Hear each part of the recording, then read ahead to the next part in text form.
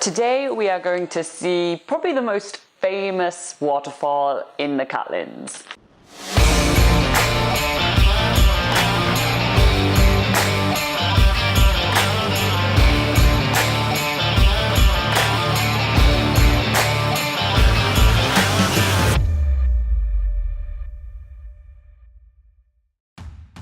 This morning we hit the road before the rain. So we are making our way to the beautiful McLean Falls, which is a very short walk, very well maintained. Another one in the Catlins. We are here early morning thanks to the fact that we are staying at the Whistling Frog Resort, which is literally only about 2 kilometers down the road from McLean Falls. As you saw from the sign, it's only a 40-minute return to these falls, but the walk to get there is well worth it as we're making our way through this absolutely stunning forest. We are walking through huge tree fuchsia, stands of olearia and podocarp forest, including Rimo and Kamahi. As you can see, we read all the information signs on the way there. The awesome things about tackling a hike like that in early morning is that we have the whole track for ourselves. There is not a soul around, and there are heaps of birds surrounding us. They are barely awake and they are all tweeting in the morning. It's super awesome. I'm really impressed by the track. It's super well maintained. It's a wide gravel track, really easy steps, footbridges. It's a really easy hike for anyone to tackle. But I really love also all the stuff that there is to see along the way on the McLean Falls track. There's heaps of waterfall, and when I say heaps, it's really a lot of them. And most of the waterfalls are multiple tier, making them absolutely picture perfect. But because we're here to see the majestic McLean Falls, we are already back on the track, making our way even higher up on the cliff.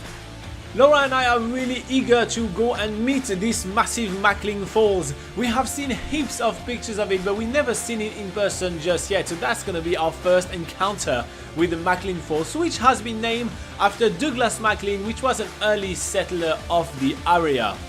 And as soon as we arrive in front of the stunning McLean Falls, we are nothing short of impressed. This has to be one of the most scenic waterfalls we have seen in New Zealand so far. It feels like it's never ending. The waterfall drops 22 meters and it has all these different perfect tiers to it. This waterfall is a photographer's dream, and soon enough all the different tiers to this waterfall make us feel drawn to getting onto that waterfall and start climbing it. Robin is leading the way on these natural steps that seem to be perfectly formed for climbing. We are making our way to the top section of McLean Falls, which is this lovely long drop waterfall into a plunge pool below, absolutely surrounded by vibrant green moss. Laura and her camera are having the time of their lives right here. Laura is known for taking a lot of pictures. On an average day, we actually take between 1,000 and 1,500 pictures, believe it or not. But right now, just right in front of this waterfall, she must have been taking 2,000, because I've never seen her spend that long behind the camera in front of the waterfall. But to be honest, this is probably one of the most picturesque waterfalls we've seen so far.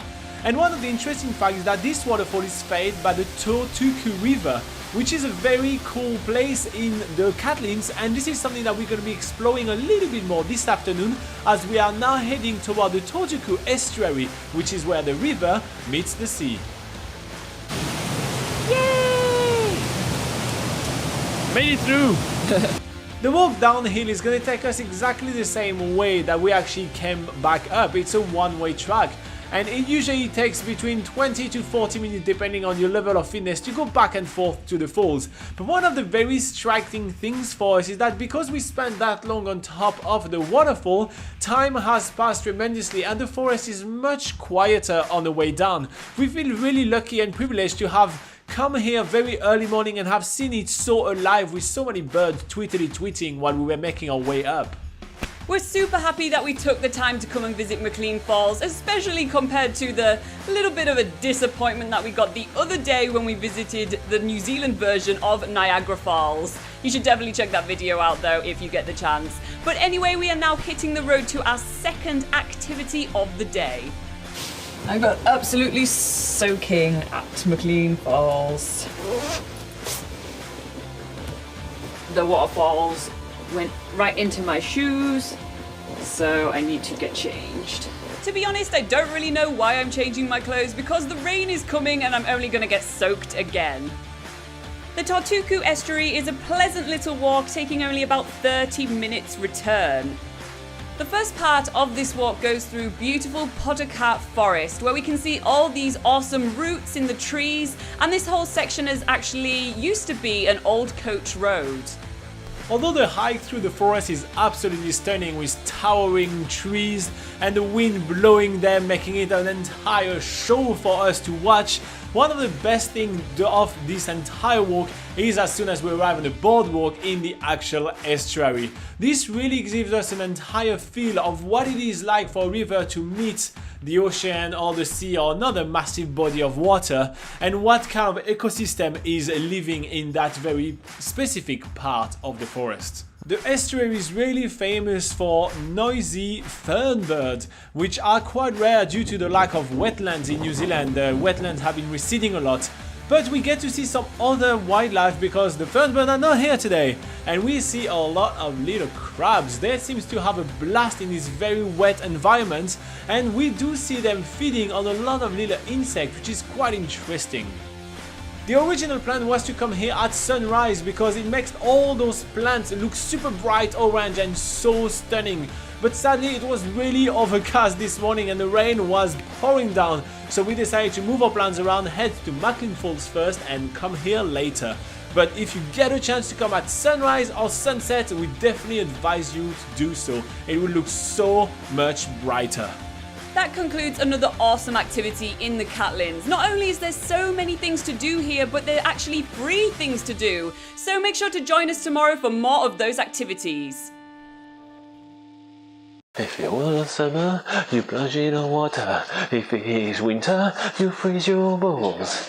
Don't jump in the water if it is winter. Alright, so this morning we're waking up pretty early.